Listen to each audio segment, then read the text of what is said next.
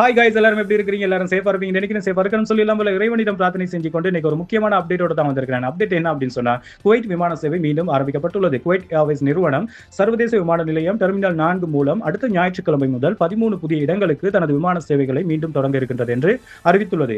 இது நிறுவனத்தின் படிப்படியான செயல்பாட்டு திட்டத்தின் 2ஆம் கட்டமாகும். இதன் மூலம் இதுவரை மீண்டும் தொடங்கப்பட்ட மொத்த இலக்கிடங்கள் 29ஆக உயர்ந்துள்ளது. நிறுவனத்தின் தலைமை நிர்வாக அதிகாரி அப்துல் ஹாப் அல் சட்டி தெரிவித்துள்ளதாவது, புதிய சேவைகள் லண்டன், பாரிஸ், மார்டின், Milan, Dubai, Jeddah, Riyadh, Doha, Bahrain, Istanbul, Cairo, Beirut, Amman, Mumbai, Delhi, Chennai, Kochi, Thiruvananthapuram, Bengaluru, Ahmedabad, Bangkok, Colombo, Islamabad, Dhaka, Casablanca மற்றும் பிற நகரங்களுக்கு இயக்கப்படுகின்றன. அவர் மேலும் கூறியதாவது, அனைத்து செயல்பாட்டு சூழ்நிலைகளையும் திறம்பட கையாள நிறுவனம் தயாராக உள்ளது. பயணிகள் தேவையும் சந்தை தேவையும் அடிப்படையாக கொண்டு இந்த இடங்கள் தேர்ந்தெடுக்கப்பட்டுள்ளன. பாதுகாப்பு மற்றும் சேவை தரத்தில் எந்த குறையும் இல்லாமல் தொடர்ந்து செயல்பட திட்டமிட்டுள்ளது.